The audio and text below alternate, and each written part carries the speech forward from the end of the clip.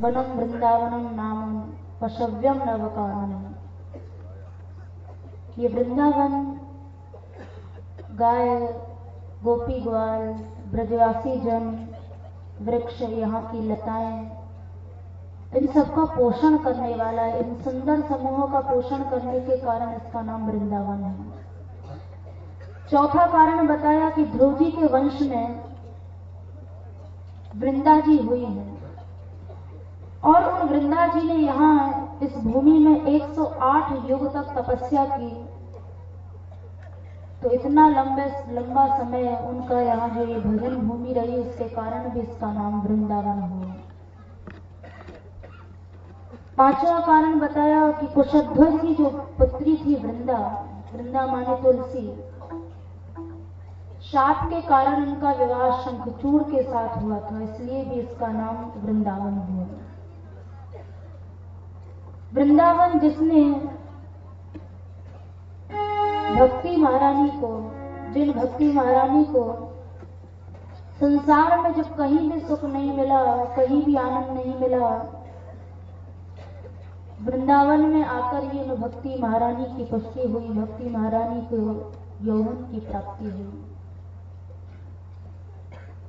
तो इसलिए रसिकों ने वृंदावन की जगह जगह महिमा गाई है।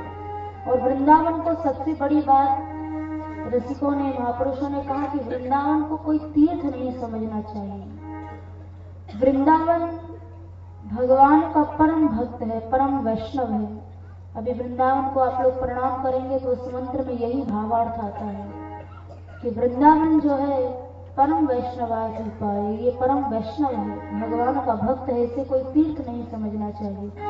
तो इसलिए सभी रसिकों ने अपनी अपनी वाणी में इसकी महिमा को गाया। वृंदावन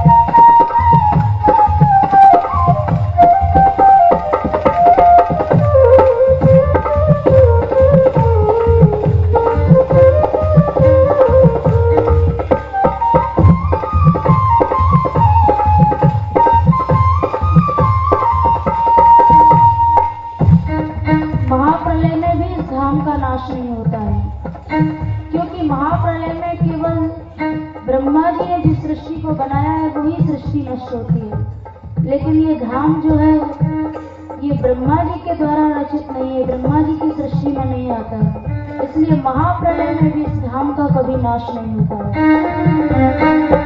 ब्रह्मा से उपजो ना खंडित, ब्रह्मा से उपजो ना खंडित, ब्रह्मा से उपजो ना खंडित, ब्रह्मा से उपजो ना खंडित, कबहु नाही नसा, कबहु नाही नसा, कबहु नाही नसा, कबहु नाही नसा, कबहु नाही नसा, कबहु नाही नसा। पाणी पर रवि कर नहीं विराट महा, पाणी पर रवि कर नहीं विराट महा, पाणी पर रवि कर नहीं विराट महा, पाणी पर रवि कर नहीं विराट महा। नहीं संज्ञा नहीं श्राद्ध, वृंदावन वृंदावन वृंदावन वृंदावन, वृंदावन की शोभा देखत मेरे निराश, वृंदावन वृंदावन वृंदावन।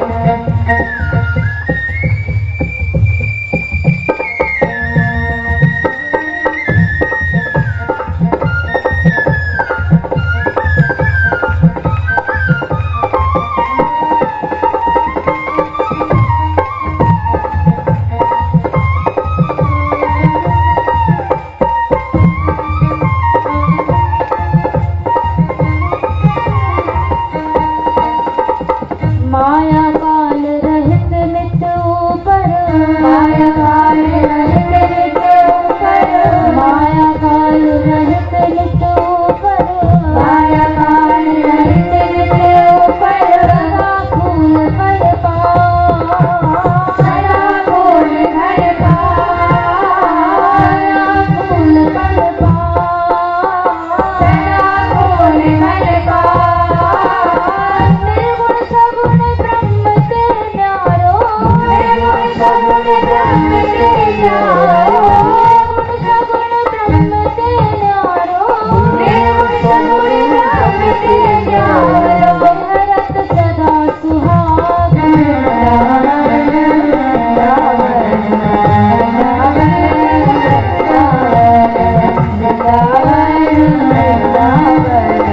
वृंदावन वृंदावन वृंदावन।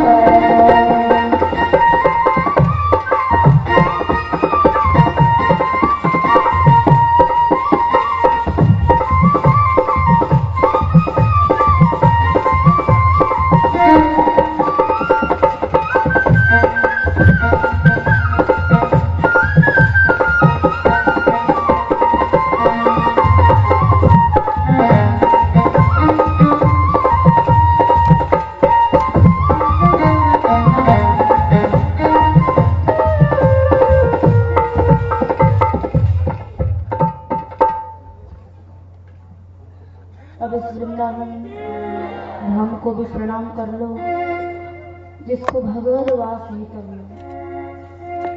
वृंदावन धाम के लिए कहा कि वृंदावन धाम के कारण ही यहाँ भगवान का अवतार हुआ, ये भगवान के अवतार का हेतु बना, आला स्वरूप में है। राधा रानी ने भी वृंदावन के बिना भूतल पर अवतरित होने के लिए मना कर दिया था, इसलिए भगवद वास हेतवे श्री जी ठाकुर जी के अवतरण का हेतु इस भूमि को बताया। ऐसे धाम को प्रणाम करो।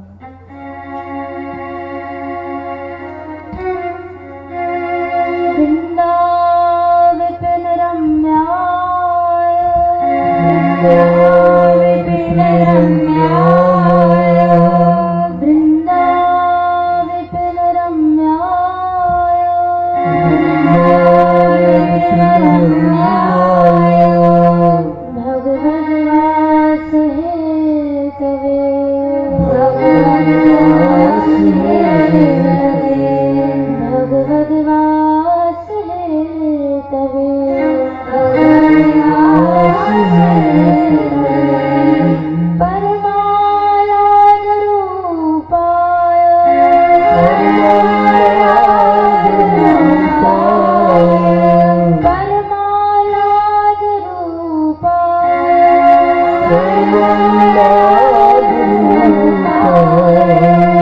वैष्णवाय नमो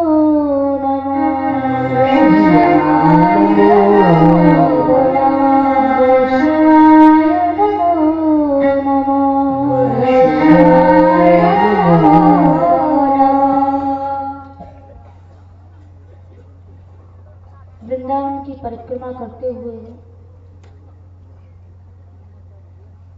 हम लोग काली दह पहुंचे थे, जहाँ की लीला का भागवत जी में भी उल्लेख मिलता है, ब्रह्म वैवर्त में भी, गर्ग संहिता में भी। भागवत जी के अनुसार तो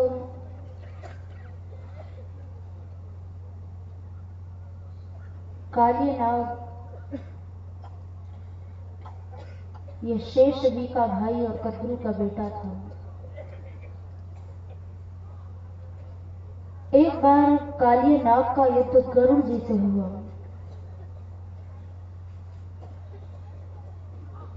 गरुड़ जी के पंखों से घायल होकर काली नाग अपनी रक्षा के लिए अपने भाई शेष जी के पास सहायता लेने को पहुंचा। वहां शेष जी ने काली नाग को कहा कि देखो, गरुड़ तो भगवान के वाहन हैं, उनके भक्त हैं, मैं उनके विरुद्ध कोई कार्य कैसे कर सकता हूं? यद्यपि तुम मेरे भाई हो और मुझसे सहायता मांगने के लिए यहाँ आए हो, किंतु गरुड़ भगवान के भक्त हैं, उनके वाहन हैं।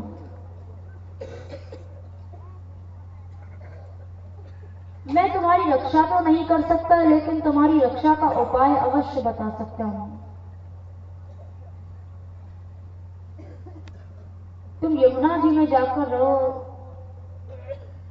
वहां सौभरी ऋषि के शाप के कारण गरुड़ नहीं आ सकते हैं, इसलिए जाओ, अगर तुम्हें अपने प्राण बचाने हैं तो वहां जाकर रहो। कालियानाग उसी समय यहाँ यमुना जी में दया कुंड में आया और रहने लगा। ऐसा महान विषधर था कि उसके प्रचंड विष से यमुना जी का सारा जल खौलता रहता था। आसपास के जंगलों में, वृक्षों में अपने आप आग लग जाती। उस विषैले जल के ऊपर से यदि कोई पक्षी भी उड़कर चला जाता तो वो पक्षी भी गिर पड़ता और मर जाता। उस जल को यदि कोई पी लेता तो निश्चित ही प्राणहीन हो जाता। एक दिन गौचारण के लिए प्रभु गए हुए थे, तो ग्वाल वालों ने, गाय बछड़ों ने यमुना जी के जल को पी लिया। उस विषैले जल के कारण वो सब निर्जीव होकर गिर पड़े।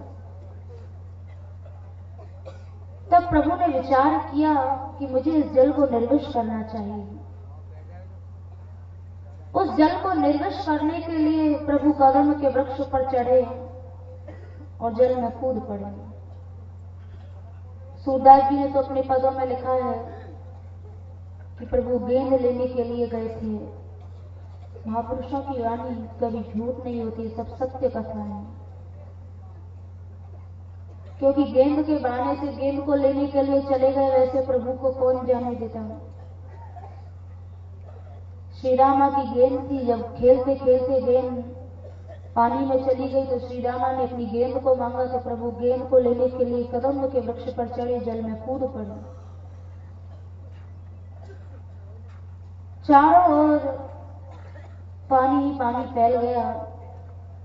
उनके जल में कूदने से काली नाग की नींद खुल गई। उसने प्रभु की ओर देखा, श्रीवत्स का चिन्ह है, बड़ा सुंदर बालक है, ऐसा स्वरूप है जो देखने योग्य है और निर्भय होकर मेरे सामने खड़ा हुआ है। अवश्य इसमें कोई ना कोई शक्ति तो है। कालिया नाग ने प्रभु के मर्म स्थानों पर चोट की और प्रभु को अपने पास में ले लिया। प्रभु को नागपाश में बंधा देखकर जितने भी ब्रजवासी थे, गाय बछड़े थे, सबके सब क्रंदन करने लगे, सब विलाप करने लगे। उनको दुखी देखकर कालिया नाग को प्रभु जल के ऊपर लेकर आए। उसके 100 फनों पर चढ़कर प्रभु ने तांडव नृत्य किया।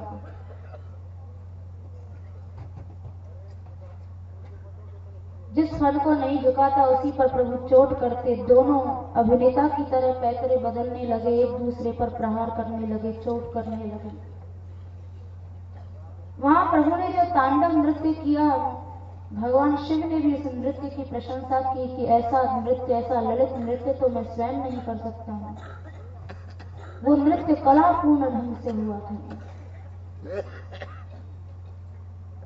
कालिया नाग रक्त की उल्टियां करने लगा।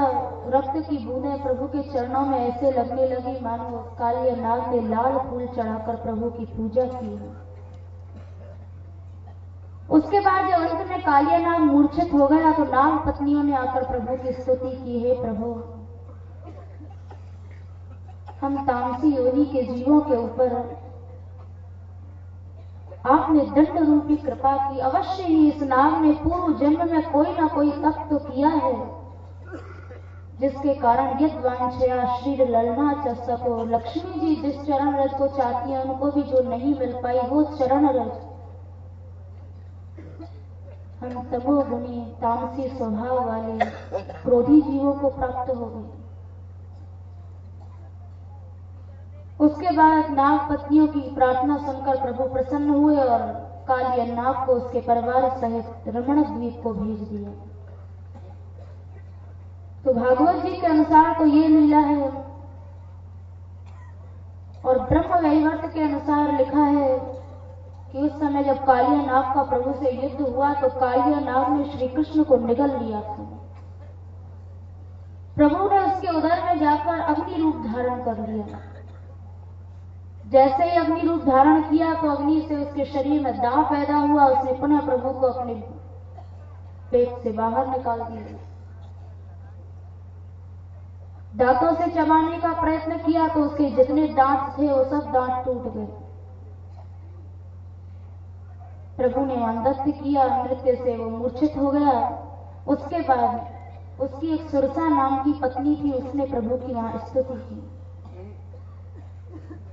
ब्रह्म वैवर्त में सबसे बड़ी और सबसे विशेष बात ये लिखी है कि सुरसा इतनी चतुर थी कि उसने प्रभु को प्रसन्न करने के लिए वहां भगवान की स्तुति नहीं की, श्री राधा रानी की स्तुति की।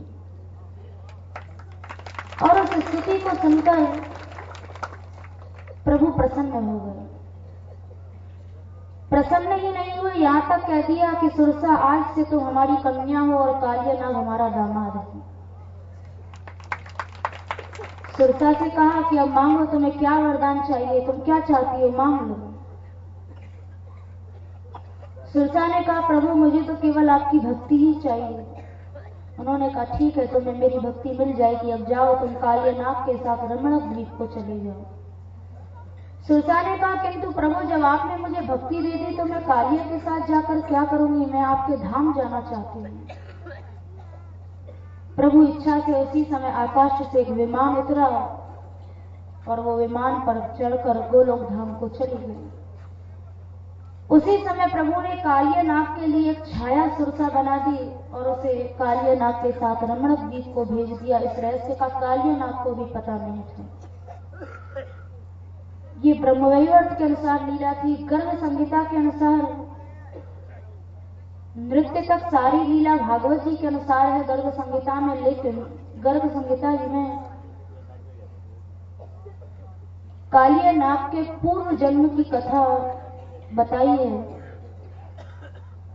जिससे बड़ी सुंदर शिक्षा मिलती है कि मनुष्य भगवान का प्रिय होने के बाद भी, भगवान का भक्त होने के बाद भी कभी कभी देखा जाता है कि उसके अंदर राग द्वेष आ जाता है और उस देश के कारण वो अपराध कर बैठता है। भक्त का अपराध जब करता है तो वो अपराध बिना भोगे नष्ट नहीं होता, वो उसे भोगना पड़ता है। स्वयं वो मनवंतर में, सृष्टि के आदि में भृगु वंश में एक ऋषि हुए हैं जिनका नाम वेद शराथ है। एक बार ये वेदशिरा ऋषि विंध्याचल पर्वत पर भगवत भजन कर रहे थे। तो उसी समय वहां अश्वशिरा नाम के ऋषि आए और वो भी वहीं उसी पर्वत पर भजन करने लगे। ये देखकर वेदशिरा जी को क्रोध आया और अश्वशिरा से भला बुरा कहते हुए बोले, अरे ऋषि, मैं जिस पर्वत पर तप कर रहा हूं, क्या यही पर्वत तुम्हें भजन को मिला है? कहीं और चले जाओ, कहीं और भजन कर लो। अश्वशिरा ने कहा, ऋषि, आप ऐसे महान तपस्वी होकर भी ऐसी बातें करते हैं। ये सारी पृथ्वी, ये सारा संसार तो भगवान का है। आप इस स्थान को अपना क्यों मान बैठे हैं?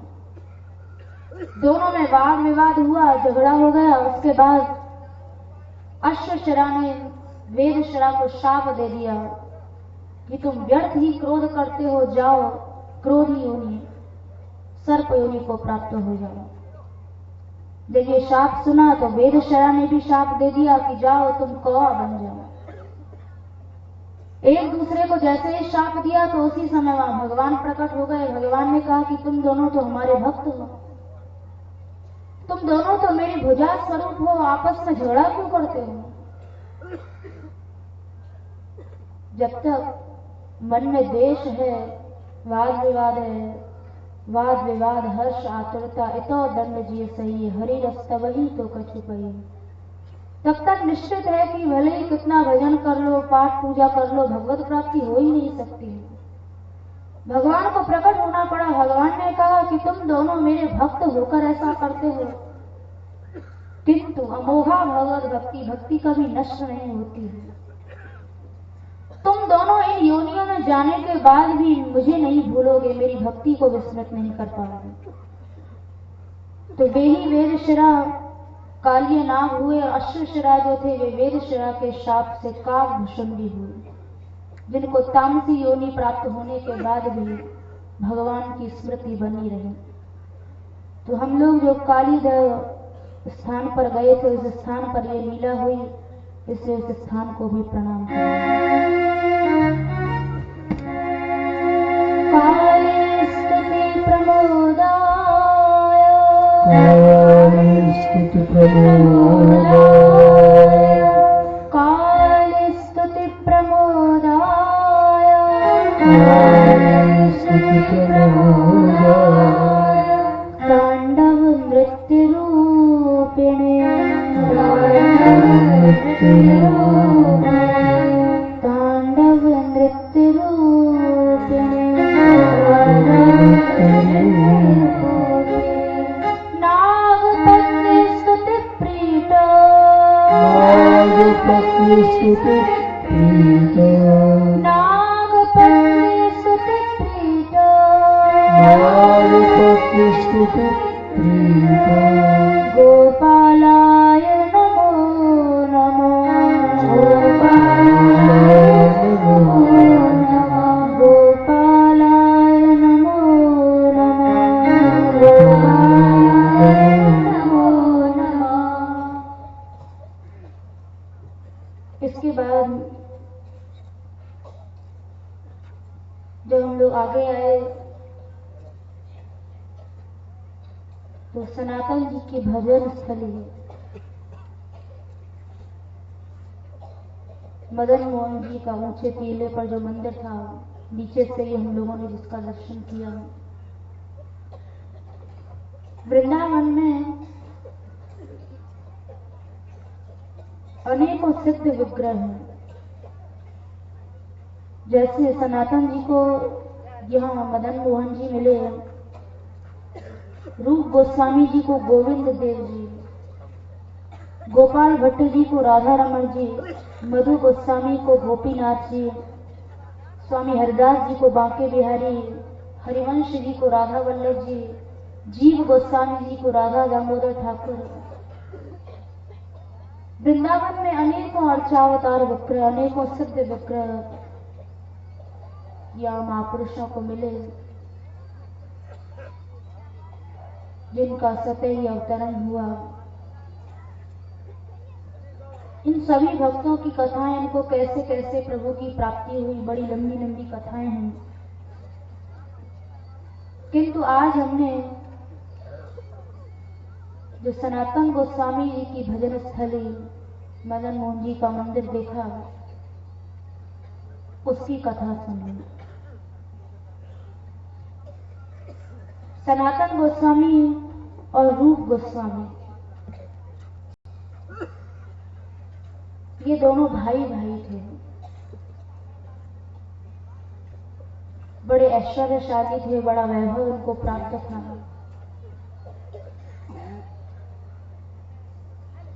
एक बार इनको मन में वैराग्य हुआ और सब कुछ छोड़कर, अपार द्रव्य था, अपार धन था, सब छोड़कर ब्रज में भजन के लिए आ गए। इनको वैराग्य कैसे हुआ? एक बार रूप जी और सनातन जी, ये दोनों भाई अपना द्रव्य गिन रहे थे। गर्मी का समय था, रूप गोस्वामी जी को प्यास लगी तो उन्होंने अपने नौकर को कहा कि जाओ शरबत ले आओ। तो नौकर शरबत लेने गया तो उसने बूरे की जगह शरबत में नमक डाल दिया। पता नहीं था, भूल हो गई और लाकर शरबत गोस्वामी जी को दे दिया। रूप जी ने उसे पिया तो उन्हें पता ही नहीं लगा कि शरबत में बूरे की जगह नमक पड़ गया था। वो शरबत को पी गए।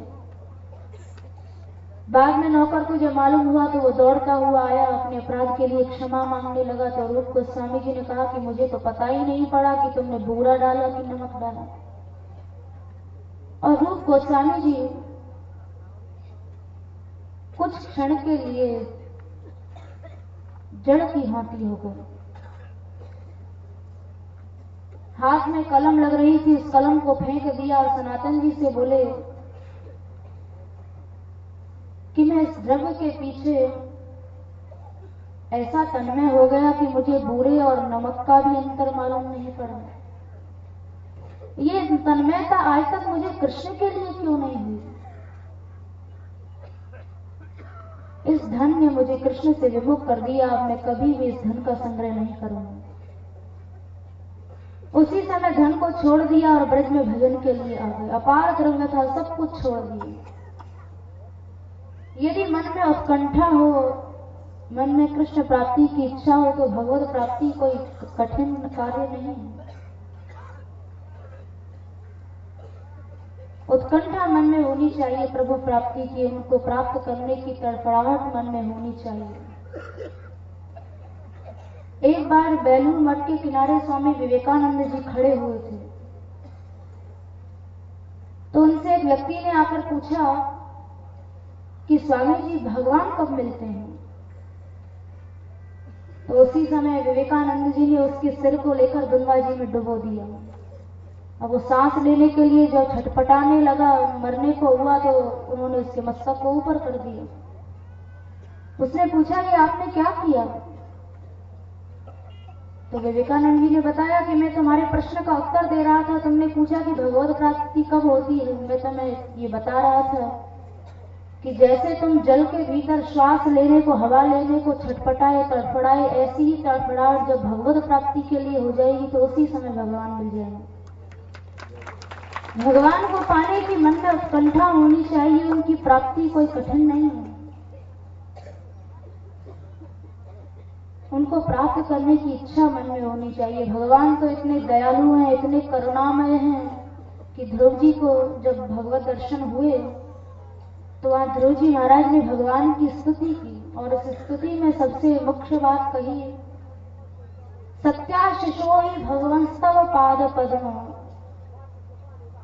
आशीष तथानु भजतः पुरुषार्थ मूर्ति है। अप्येव मरे भगवान परिपाति दीनान वाश्यव वत्सकम अनुग्रह कातरोस्मा। कातर शब्द का प्रयोग किया, अनुग्रह कातर। भगवान तो इतने करुणामय है, इतने दयामय है कि वो कृपा करने के लिए व्याकुल है, कृपा करने के लिए कातर है। लेकिन कोई उनकी शरण में जाए तब सूरदास जी ने अपने पद में लिखा, भक्त विरह कातर करुणा में डोलत पाछे लागे, सूरदास ऐसे स्वामी को पीठ दे सो अभागे। भगवान तो कृपा करने के लिए कातर हैं, भगवान व्याकुल हैं कि जीव कैसे मेरी शरण में आए और मैं इसके ऊपर अनुग्रह करूं, इसके ऊपर कृपा करूं। लेकिन ये कृपा तभी होती है जब जीव उनकी ओर उन्मुख होता है, उनको प्राप्त करने की उसके मन में इच्छा होती है, उत्कंठा होती है।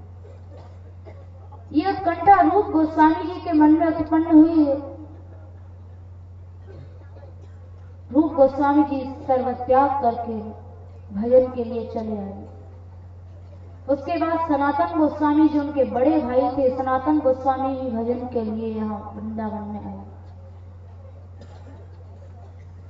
तो वृंदावन में जब सनातन गोस्वामी जी आए तो कृष्ण आवेश में घूमा करते थे, ठाकुर जी को बुलाते, कृष्ण प्रेम में कभी नाचते, कभी गाते, उन्मत्त हो जाते, कूदने लगते, चिल्लाने लगते, क्योंकि कृष्ण प्रेम की यही पहचान है। प्रहलाद जी महाराज के लिए भागवत जी ने लिखा, अन्ना जाति क्वचित उत्कंठो विलज्जो नृत्यते क्वचित क्वचित तद भावना युक्त तन्मयो न चकारः।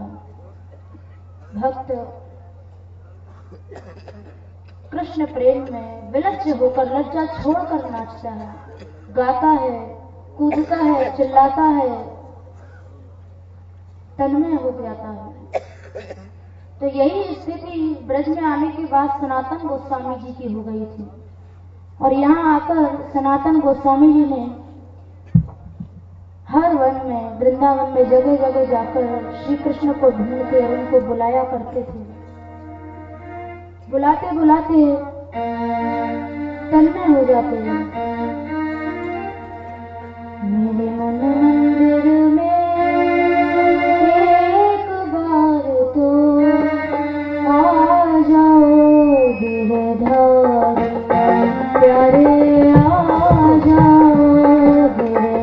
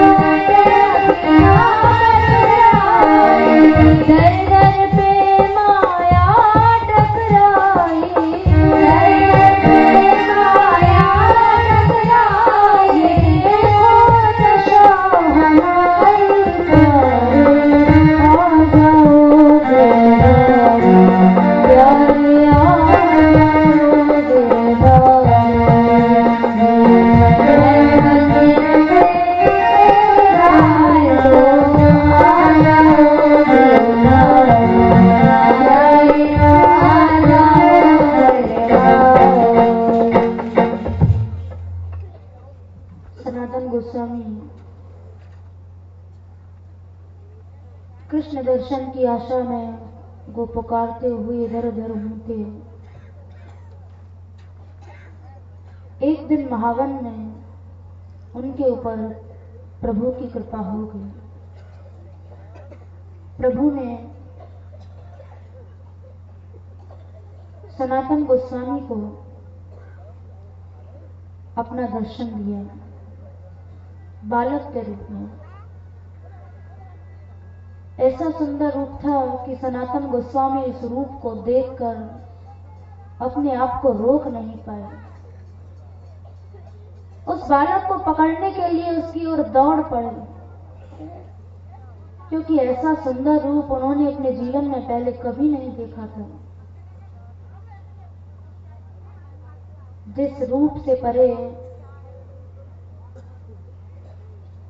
मधुसूदन सरस्वती जी ने कहा कि इस रूप से परे कुछ नहीं है। वंशी विभूषित करानव नीरदाभ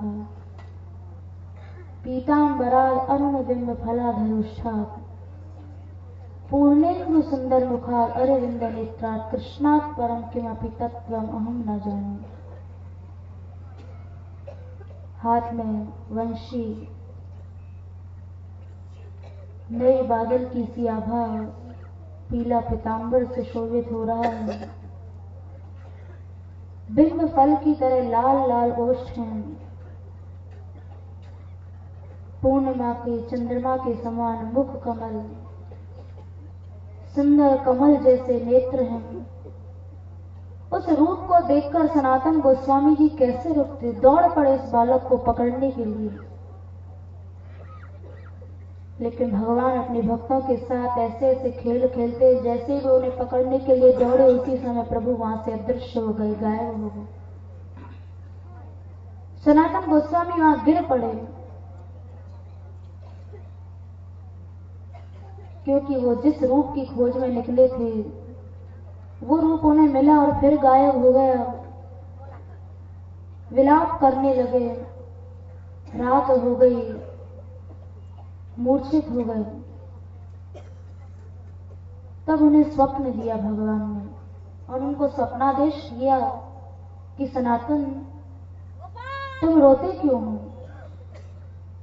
जाओ, मथुरा चले जाओ और मथुरा में परशुराम चौबे के घर में अर्चावतार रूप से हूं, तुम मुझे वहां से ले लेना। सनातन जी की नींद खुली, उन्हें स्वप्न याद था, मथुरा के लिए चल पड़े। मथुरा में जगह जगह लोगों से पूछा परशुराम चौबे का घर कहाँ है, उनका घर कहाँ है। लोगों ने बता दिया कि उस जगह है, जाओ चले जाओ। लेकिन परशुराम चौबे तो मर गए हैं, उनकी एक स्त्री है जो बड़ी वृद्ध है। सनातन गोस्वामी जी वहीं पहुंचे, देखा एक वृद्धा, मदन मोहन जी का जब विग्रह रूप देखा तो भक्तों को तो भगवान भक्तों के लिए भक्तानुग्रह कारक दर्शन देते हैं। उनको साक्षात दिखाई दे रहे थे। उनको वही रूप दिखाई दिया जिस रूप को देखकर सनातन गोस्वामी जी उसे पकड़ने के लिए दौड़ पड़े थे। उन्होंने देखा वो बुढ़िया मदन मोहन जी के आगे बड़ी प्रलाप कर रही थी कि मदन मोहन, मुझे एक ही चिंता है कि अब मैं तो बूढ़ी हो गई हूं, न जाने किस दिन मर जाऊं, लेकिन मेरे मरने के बाद तुझे कौन खिलाएगा, कौन नहलाएगा, कौन तुझे सुलाएगा, बस एक ही चिंता मुझे रहती है। सनातन गोस्वामी जी पीछे खड़े हुए सारी बातें सुन रहे थे। मदन मोहन जी की ओर सनातन गोस्वामी जी एक टक देखने लगे। उस वृद्धा ने पीछे मुड़कर देखा कि एक साधु मदन मोहन की ओर एक टक देख रहा। तो उस वृद्धा ने कहा, अरे बाबा तू कौन है, तुझे क्या चाहिए? मेरे मदन मोहन को तू ऐसे मत देख, क्योंकि इसको तो जिसने देखा उसने दुखी पाया है, उसे कभी सुख नहीं मिला। जैसे मैं रो रही हूं वैसे ही तुझे भी रोना पड़ेगा। सनातन गोस्वामी जी ने पूछा, मां तू क्यों रोती है? तो उन्होंने बताया कि ये मुझे रुलाता है, ये निष्ठुर है, मैं इसके सामने एक ही बात कहती हूँ कि मेरे मरने के बाद तुझे कौन खिलाएगा पिलाएगा, कौन तुझे सुलाएगा, कौन नहलाएगा, किंतु ये ऐसा निष्ठुर है कि ये मुझे उत्तर ही नहीं देता है और रुलाता रहता है। सनातन गोस्वामी जी ने कहा, माँ तू चिंता मत कर, इसने मुझे स्वप्नादेश किया है और इसी ने मुझे आज्ञा दी है कि मैं तेरे घर से इनको लेकर और इसकी सेवा करूंगा। ये परशुराम चौबे का ही घर है ना। उनका नाम सुनते ही वो वृद्धा बोली, उस वृद्धा ने सनातन गोस्वामी जी का हाथ पकड़ लिया और बोली, बाबा सच बता, इसी ने तुझे स्वप्नादेश किया था? सनातन गोस्वामी जी ने कहा, हाँ माँ, इसी ने मुझे आदेश दिया। तो ठीक है, तू इसे ले जा, अब मैं सुख से मरूंगी। सनातन गोस्वामी जी ने प्रभु के विग्रह को लिया और उस विग्रह को यहाँ वृंदावन में ले आए। मथुरा से आटा मांगकर लाते और प्रभु को बाटी बनाकर भोग लगाया करते थे। भक्तों के साथ तो भगवान साक्षात रूप से उनसे बात भी करते हैं, उनके साथ खेलते भी हैं, उनके साथ नाचते भी हैं, जैसे मीरा जी के साथ करते थे। रैन जना वाके संग खेलो, मीरा जी ने कहा। तो मदन मोहन जी भी सनातन गोस्वामी जी से बात करते थे, उनके साथ भोजन करते थे। तो सनातन गोस्वामी जी मथुरा से आटा मांगकर लाते और उनको बाटी बनाकर भोग रख दिया करते थे। एक दिन मदन मोहन जी ने कहा कि सनातन जी, आप इन बाटियों में नमक नहीं डालते हैं, बिना नमक के तो कोई स्वाद ही नहीं आता। तो सनातन जी ने कहा, ठीक है प्रभु, मैं कल से आपके लिए नमक भी मांग कर लाऊंगा। तो जब आटा मांगने जाते तो साथ में नमक भी ले आते और बाटियों में नमक डाल देते। एक दिन मदन मोहन जी ने कहा कि सनातन जी, आपने नमक तो डाल दिया, इससे स्वाद तो बढ़ गया, लेकिन ये बाटी जो है ये बड़ी कड़ी है, गले में आराम से नहीं उतरती है। यदि इसमें घी डल जाए तो ये बड़े आराम से गले से उतर जाएंगे। तो ये सुनकर सनातन गोस्वामी ने कहा, प्रभु आप क्या कह रहे हैं, मैं साधु हूं, साधु होकर घी मांगूंगा, ये तो उचित नहीं है। चलो आप कहते हैं तो मैं कल को घी भी मांग लाऊंगा, किंतु घी आने के बाद फिर आप कहो कि अब मुझे मीठा भी चाहिए, मुझे खीर भी चाहिए, तो मैं आपका कहां तक प्रबंध करूंगा? आपके घी नमक इन्हीं में मेरा भजन नष्ट हो जाएगा, मैं भजन कब करूंगा? तो प्रभु हंस गए। मदन मोहन जी ने कहा, सनातन जी आप चिंता मत करो, मैं अपनी व्यवस्था स्वयं कर लूंगा। सनातन जी बोले, ये तो बहुत बढ़िया है, तुम अपनी व्यवस्था स्वयं करो, मैं तो अपना भजन करने के लिए यहाँ आया हूं, भजन करूंगा। तो उस समय यमुना जी में इतना ज्यादा जल था कि जहाज से व्यापार होता था। अब तो यमुना जी की स्थिति बड़ी दयनीय हो गई है, लेकिन उस समय यमुना जी में बहुत जल था। शेरशाह सूरी के समय तक यमुना जी में जहाज से व्यापार हुआ है। तो एक मुल्तान का व्यापारी था जिसका नाम रामदास कपूर था। वो व्यापारी अपना जहाज में माल भरकर ला रहा था। जैसे ही काली दह के पास पहुंचा तो उसी समय प्रभु की ऐसी इच्छा थी, क्योंकि भगवान ऐसी लीला करते हैं कि उन लीलाओं से अपने भक्त का गौरव वर्धन करते हैं। तो सनातन जी के गौरव को बढ़ाने के लिए ही प्रभु ने ये लीला की कि काली दह के पास आते आते उसका जहाज ऐसी जोर की आंधी आई कि वो जहाज डूबने को हुआ। रामदास कपूर जो व्यापारी था वो घबरा गया, सोचने लगा अब तो मैं मर ही जाऊंगा, सारा माल नष्ट हो जाएगा। तो उसने उसी समय वहां बड़ी जोर से आवाज लगाई कि मैं मुल्तान का रामदास कपूर व्यापारी हूं, कोई मेरी रक्षा करो। तो वहां भगवान यमुना जी के किनारे छोटे छोटे बालकों के साथ खेल रहे थे, क्रीड़ा कर रहे थे। भगवान ने ये लीला की। जैसे ही रामदास कपूर ने आवाज लगाई तो उसी समय भगवान ने ये लीला की। भगवान ने उस व्यापारी को कहा कि यदि तू अपने जहाज को बचाना चाहता है तो यहाँ एक बड़े सिद्ध बाबा हैं जिनका नाम सनातन गोस्वामी है, तो तू सनातन गोस्वामी की दुहाई दे दे, तेरी नाव अपने आप बच जाएगी। यमुना बचावे, नैया कौन बचावे,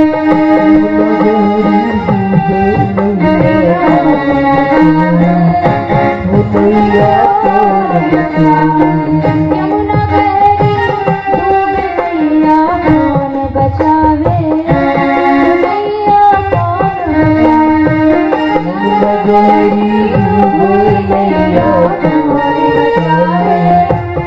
नैया कौन बचावे, नैया कौन बचावे, नैया कौन बचावे, नैया कौन बचावे, नैया कौन बचावे।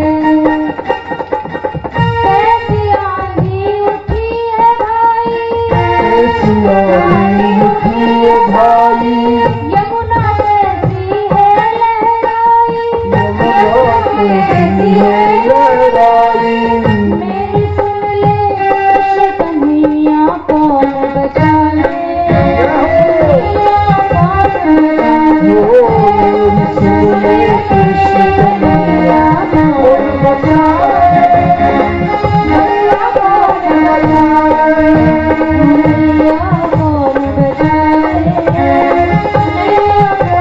बचावे, कन्हैया कौन बचावे, कन्हैया कौन बचावे, यमुना तट खेलत है कन्हाई, यमुना तट खेलत है कन्हाई, ग्वाल वाल संग खेल रचाई, ग्वाल वाल संग खेल रचाई, बोले उठे दाऊ के भैया कौन बचावे, भैया कौन बचावे, बोले उठे दाऊ के भैया कौन बचावे, भैया कौन बचावे, भैया कौन बचावे, भैया कौन बचावे, भैया कौन बचावे, भैया कौन बचावे। भगवान भक्तों से मिलने के लिए, उनकी सेवा के लिए कपट मानुष वेश में आते हैं। जैसे त्रिलोचन भक्त के यहाँ 13 महीने तक भगवान ने मजदूरी की, माधव दास जी का मन तक भगवान ने धोया। सनातन गोस्वामी जी को भी गौरव को बढ़ाने के लिए भगवान बालक रूप में वहां खेलने लगे। जैसे इस व्यापारी की आवाज को सुना तो उसी समय भगवान ने उसको बचने के लिए उपाय बताया। उन्होंने इस बालक को कहा कि ओ व्यापारी, बालक बोला व्यापारी अगर तू बचना चाहता है तो इसी समय सनातन बाबा की दुहाई दे, तेरा जहाज अपने आप बच जाएगा। जैसे ही भगवान ने उस व्यापारी को ये उपाय बताया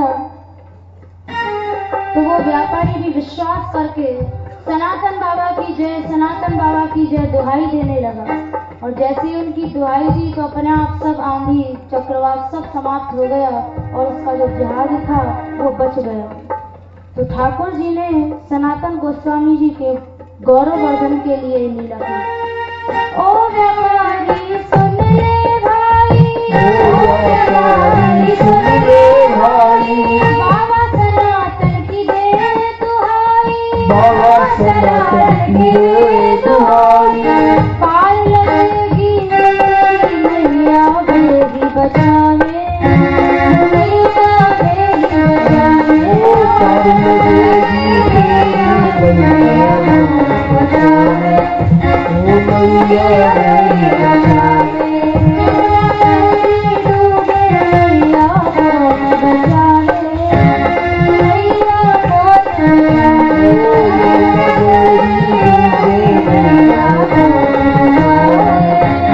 नैया कौन बचावे। आंधी चली गई, जहाज बच गया। तो सनातन जी के दर्शन के लिए व्यापारी के मन में उनके प्रति श्रद्धा हो गई, तो उनके दर्शन के लिए व्यापारी उसी समय जहाज से कूद कर गया। बालकों से पूछा, बच्चों कौन है सनातन बाबा, कहाँ रहता है? तो ठाकुर जी ने इशारा कर दिया ऊंचे टीले की ओर कि इस टीले पर वो बाबा भजन करते हैं, जाओ उनके दर्शन कर लो। तो वो व्यापारी सनातन गोस्वामी जी की शरण में गए। व्यापारी गए बाबा शरण में, व्यापारी गए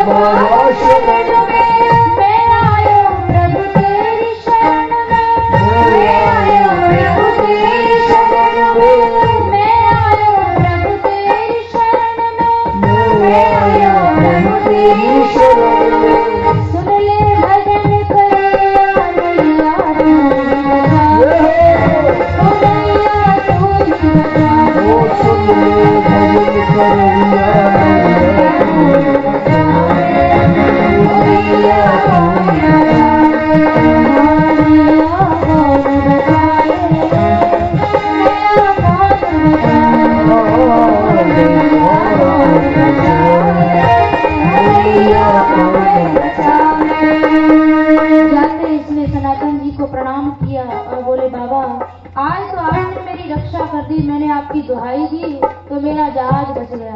और सनातन गोस्वामी को तो कुछ पता ही नहीं, हो तो भजन कर रहे अपना।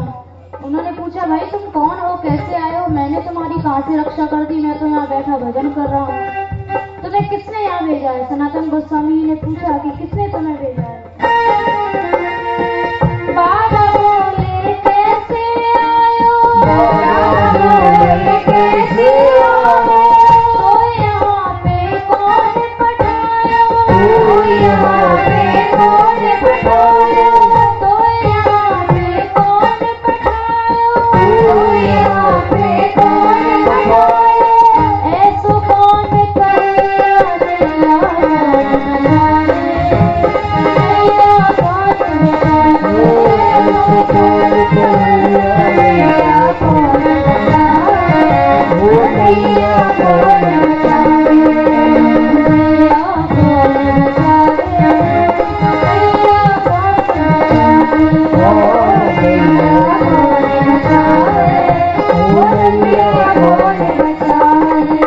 सनातन गोस्वामी जी ने पूछा कि तुझे किसने भेजा है? तो व्यापारी ने कहा कि बाबा यहाँ यमुना किनारे कुछ बच्चे खेल रहे थे, उन्हीं में से एक बालक ने कहा कि सनातन बाबा की शरण में चला जा, उनकी दुआई दे दे तो तेरी नाव बच जाएगी। उन्होंने पूछा कि वो बालक कैसा था? तो उस व्यापारी ने बताया, बालक ने भेजो मोको यहाँ, बालक ने भेजो मोको यहाँ, बालक ने भेजो मोको यहाँ, बालक ने भेजो मोको यहाँ, बोलो व्यापारी जाके ता, बोलो व्यापारी जाके ता। सनातन गोस्वामी जी ने पूछा उसका कैसा रूप रंग था? तो व्यापारी ने कहा कि पीले वस्त्र धारण कर रखे थे और नीला सा वर्ण था। पीले वस्त्र धरिया मैया डोरी बजाए, मैया डोरी बजाए, पीले वस्त्र धरिया मैया डोरी बजाए, मैया डोरी बजाए, मैया कौन बजाए, मैया कौन बजाए, मैया कौन बजाए, मैया कौन बजाए। सनातन गोस्वामी जी समझ गए कि पीले वस्त्र वाला कौन होगा, हंस गए कि वो तो मदन मोहन प्रभु ही थे। हंस के बोले श्री गोस्वामी, हंस के बोले श्री गोस्वामी, मदन मोहन प्रभु मेरे स्वामी, मदन मोहन प्रभु मेरे स्वामी। सनातन गोस्वामी ने बताया अरे वो कोई साधारण बालक नहीं, वो तो मदन मोहन प्रभु थे। दौड़ के व्यापारी नीचे गया, लेकिन नीचे आया तब तक तो वहाँ कोई नहीं मिला। फिर से दौड़कर ऊपर टीले पे चढ़ा, बोला बाबा आपने सत्य ही कहा, वो अवश्य प्रभु होंगे, अब तो वहाँ कोई भी बालक नहीं है। व्यापारी ने भी मान लिया कि वो मदन मोहन प्रभु थे। मदन मोहन प्रभु मैंने जानी, मदन मोहन प्रभु मैंने जानी, मदन मोहन प्रभु मैंने जानी, मदन मोहन प्रभु मैंने जानी, बेहकार करिया नैया कौन बजाए, नैया कौन बजाए, बेहकार करिया नैया कौन बजाए, नैया कौन बजाए, नैया कौन बजाए, नैया कौन बजाए, नैया कौन बजाए, नैया कौन बजाए। सनातन गोस्वामी ने हाथ जोड़कर सनातन व्यापारी ने गोस्वामी जी को प्रणाम किया और कहा कि जब मदन मोहन जी ने मेरा जहाज बचाया है तो अब आप बताइए कि मैं क्या उनकी सेवा करूं। सनातन गोस्वामी ने कहा कि उनकी क्या सेवा करोगे, यहाँ उनके लिए मंदिर बनवा दो और उनके भोग राग की व्यवस्था करो। जो टीले पर हम लोगों ने मदन मोहन जी का मंदिर देखा था, वो मंदिर तो बाद में उस व्यापारी ने बनवाया। उसके पहले वहां सनातन गोस्वामी जी की झोपड़ी थी जिसमें वो भजन किया करते थे। उसके बाद उसने वहां मंदिर बनवाया। मदन मोहन जी वहीं उस मंदिर में सनातन गोस्वामी जी के साथ रहने लगे। तो ये उस टीले की लीला थी। वो स्थान सनातन गोस्वामी जी की भजन स्थली थी, इसलिए उनकी कथा आप लोगों ने सुनी। अब अंत में ये वृंदावन धाम जहाँ श्री ठाकुर जी ने कोटि कोटि गोपांगनाओं के साथ महाराज किया, इसको महाराज मंडल कहा जाता है, इसलिए इसको प्रणाम करो। गोपिका शतकोटि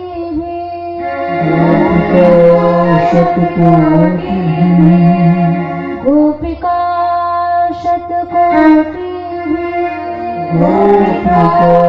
शतकोटि कृष्ण रासोत्सवाय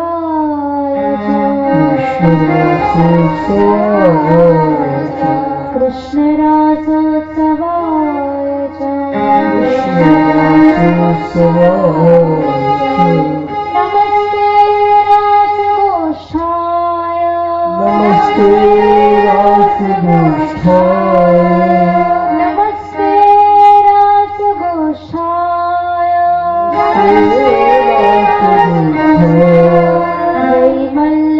वैमल्यवरदायिने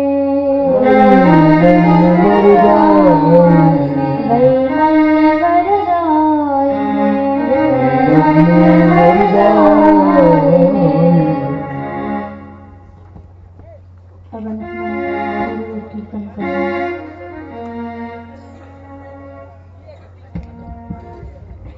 श्री राधे राधे। आपको अभी इस कीर्तन के पश्चात प्रोजेक्टर से एक फिल्म भित्ति चित्र दिखाया जाएगा यमुना जी से संबंधित। और इस बीच में अभी यदि